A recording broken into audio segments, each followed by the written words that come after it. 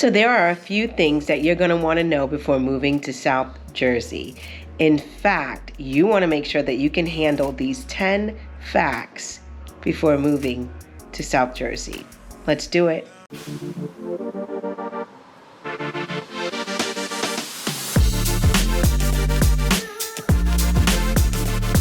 Hi, I'm Kat Quarterman, team leader and broker sales associate with the Quarterman Group, powered by Compass. If this is your first time to this channel and you want to know what it's like to eat, work, sleep, live, play in South Jersey, and these 10 facts that you want to make sure that you avoid before moving to South Jersey, then you've come to the right place. You're going to make sure that you hit the subscribe button and make sure you click the bell so you're notified each time a new video is loaded. We honestly get so many calls, texts, and messages from people who are looking to move to South Jersey that we absolutely love it. So if you're thinking about moving anywhere in South Jersey, you're going to make sure that you reach out by phone, text, or email, days, nights, weekends. We got your back when moving to South Jersey. So fact number 1 that you're going to make sure that you know so you can avoid moving to South Jersey is that we have a higher cost of living here in South Jersey. So it's going to cost you a little bit more to live here. Yes, you get more yard and a lot of times much more house, especially if you're comparing it to the city areas. But to some areas, it is still considered a higher cost of living. You'll have a higher price for gas, for clothing, for food.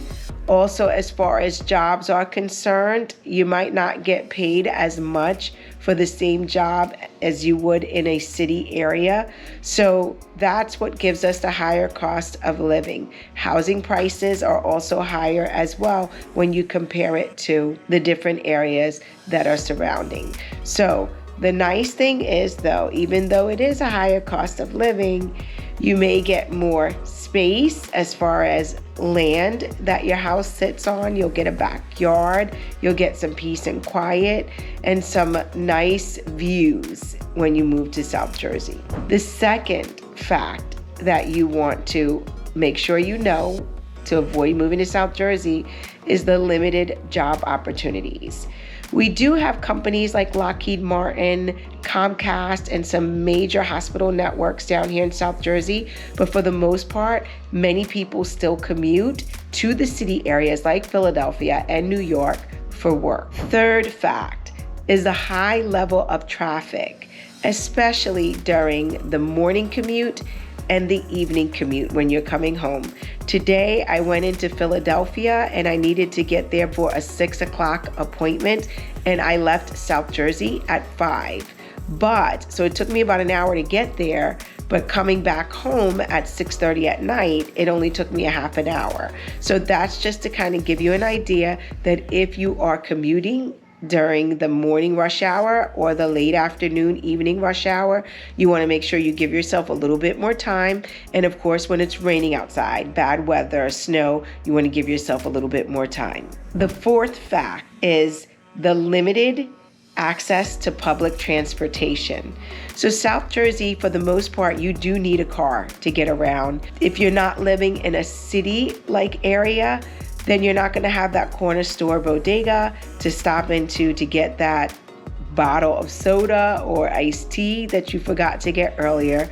You can drive to a Wawa, and I said drive because the Wawa will be close by, but most likely not walking distance.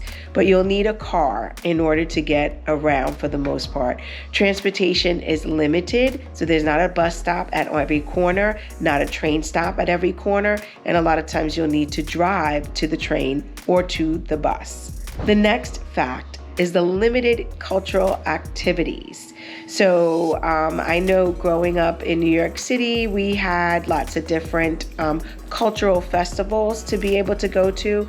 In South Jersey, that's limited. So a lot of times if you know someone that is from that culture, they may know what's going on in their town or at their church or at their community center, and they can invite you and tell you about it. But most often you do not see those things advertised anywhere. The sixth fact is high property taxes. So we are lower than North Jersey. However, in our surrounding states, we are still considered higher property taxes. So if you're coming from Pennsylvania, most likely our property taxes will be higher. And the most famous question that I get lately from a lot of clients is they want to understand why are taxes higher? How do they come up with the percentage that you pay? And really each town is different. So you can call the tax office and ask what is the rate, but just keep in mind that the rate is going to be based on the tax assessed value.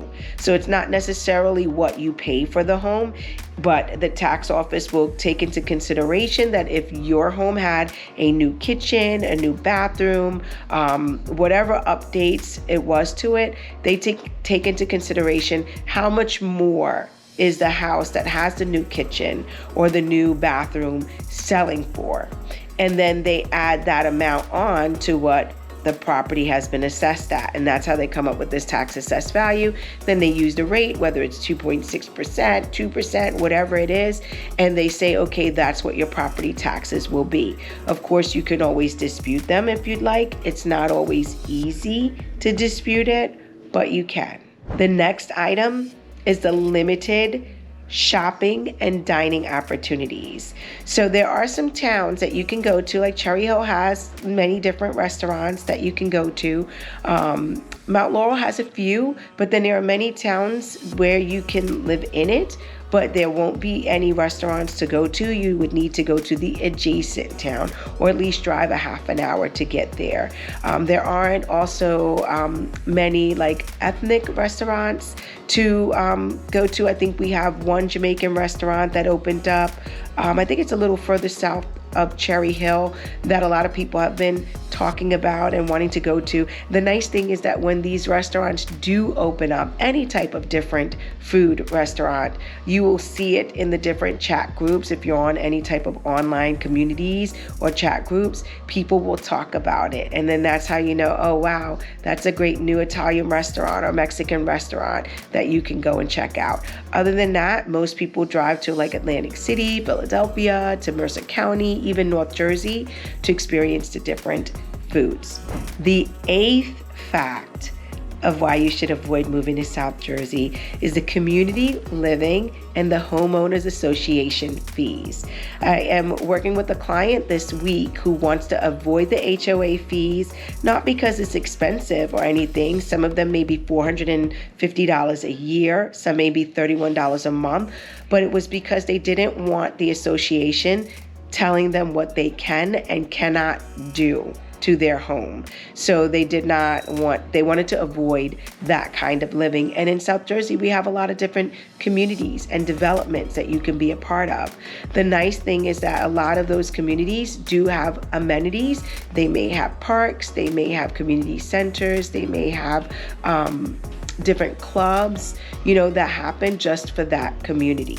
The ninth fact that you want to know so you can avoid moving to South Jersey is that we have gas concierge. So if you are used to and you want to, because you prefer to, pump your own gas, then you want to make sure you don't move to South Jersey, because here we don't get out of our car when we get to the gas station. A gas attendant comes up, we give them our card, and they put everything in and they pump the gas. So whether you want just $10 or you want a full tank is my favorite, you don't need to step out of the car at all. And sometimes if you're lucky, they'll even wash your windows too. I just recently found out that I'm used to in New York that when we had, and it wasn't really a gas attendant, but there would be people at the gas station who would pump your gas just like it was for a job. I know in today's society, you might think it's a little unsafe to do that, but when they did that, you would sort of tip them.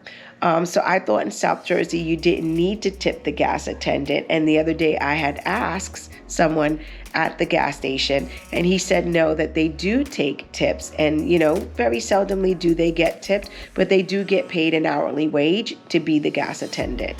The 10th fact that you want to avoid when you're moving to South Jersey is that we do not have sales tax on clothing. So if you, let's say if you went to Target, because Target does have like a food section, and they also do have clothing and some other little nicks and knacks, you'll be taxed on only the food items, but you won't be taxed on the clothing. And just to tell you, I heard recently that Target was taking back their brand name, I think it's called the Cat and Jill brand name clothing, up to a year now. So I've been hearing that people are returning just whatever, even if their child had worn it, but their child grew out of it, they're making that as a return at Target. So I don't know, but you might want to research that. So I'm telling you right now, it can be a challenge moving to South Jersey with all of the different things that you have to think about. So all my team and I have to do is just hear about some of the things that you like, you don't like, what's important to you, what you need, and we can help direct you to some towns that we think may be a good fit. So whether it's you need to be close to work, to family, you want a big yard, you want a small yard, less maintenance, more maintenance, just let us know. We'll give you some towns to explore, and then you can make the best decision for you and your family. But the only way that we can help is that you gotta reach out. So if you want to email, text, or call us, day, weekends, and nights, we got your back when relocating to South Jersey.